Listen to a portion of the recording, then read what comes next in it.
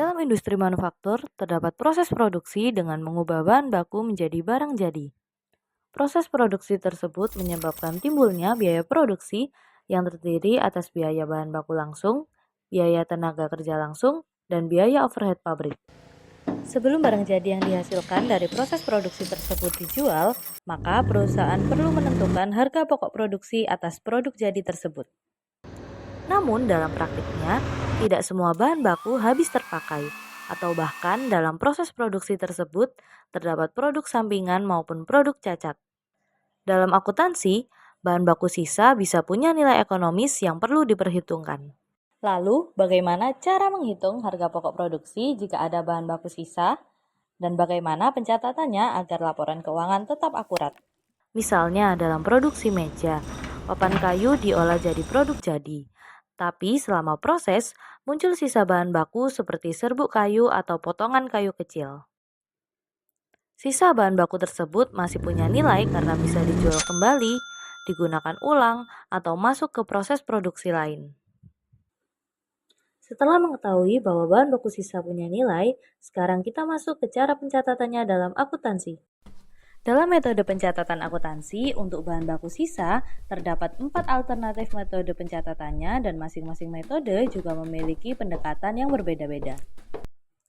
Yang pertama dicatat sebagai pendapatan lain-lain, di mana ketika melakukan penjualan bahan baku sisa, maka hasil penjualan tersebut akan diakui sebagai pendapatan di luar usaha utama suatu perusahaan. Metode ini digunakan apabila nilai sisa tidak signifikan terhadap biaya produksi dan juga tidak terkait secara langsung ke produk tertentu. Contoh jurnalnya yaitu sebagai berikut. Kas didebit sebesar Rp100.000 dan pendapatan lain-lain dikredit sebesar Rp100.000.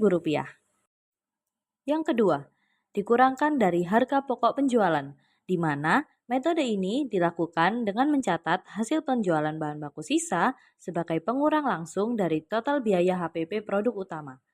Metode ini digunakan ketika bahan baku sisa diakui sebagai bagian dari proses produksi normal dan punya nilai yang dapat berpengaruh terhadap total HPP. Contoh jurnalnya adalah sebagai berikut. Kas didebit sebesar Rp150.000 dan harga pokok penjualan dikredit sebesar Rp150.000.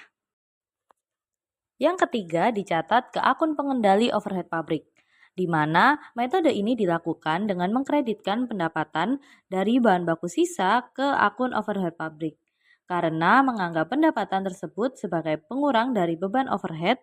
Metode ini digunakan apabila perusahaan berkeinginan untuk melakukan pengawasan mengenai efisiensi produksi lewat pengendalian overhead.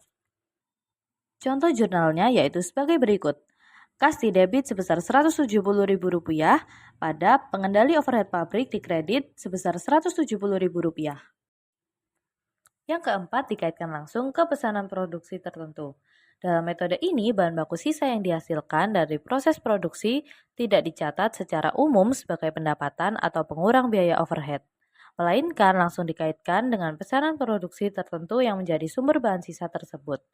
Pendekatan ini biasa digunakan dalam sistem akuntansi biaya berdasarkan pesanan atau job order costing, di mana biaya dicatat dan dilacak secara spesifik untuk setiap pesanan atau proyek produksi.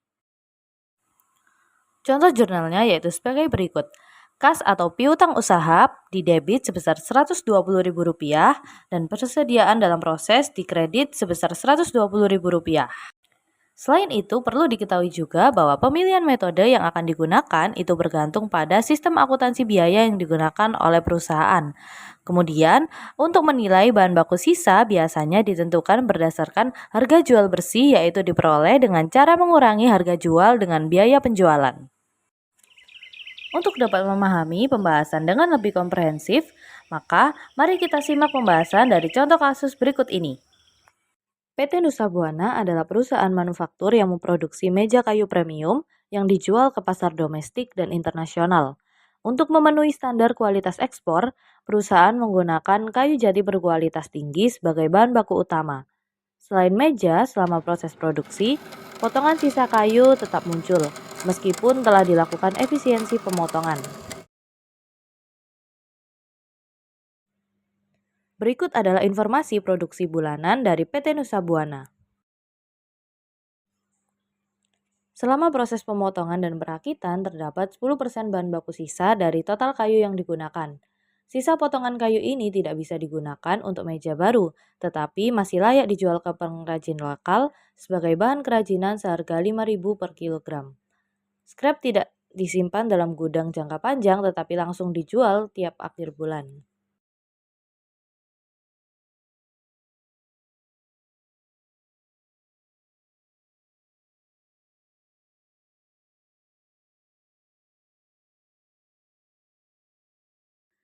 Perhitungan harga pokok produksi. Yang pertama, total penggunaan bahan baku, yaitu 1.000 unit dikali 10 kg sama dengan 10.000 kg. Harga beli sama dengan 10.000 kg dikali Rp20.000 sama dengan 200 juta. Yang kedua, scrap yang dihasilkan. 10% dari 10.000 kilo sama dengan 1.000 kilo. Nilai jual scrap sama dengan 1.000 kilo dikali Rp5.000 sama dengan 5 juta. Yang ketiga, harga pokok bahan baku bersih. Seharga 200 juta dikurangi 5 juta sama dengan 195 juta. Yang keempat, biaya produksi total. Bahan baku seharga 195 juta, tenaga kerja langsung sebesar 25 juta, overhead tetap sebesar 10 juta, dan overhead variabel sebesar 5 juta. Jadi, total biaya produksi sebesar 235 juta. Sekian yang dapat disampaikan mengenai pembahasan materi dan contoh kasus tentang akuntansi untuk bahan baku sisa. Semoga dapat bermanfaat dan membantu serta memudahkan dalam belajar dan memahami mengenai materi ini.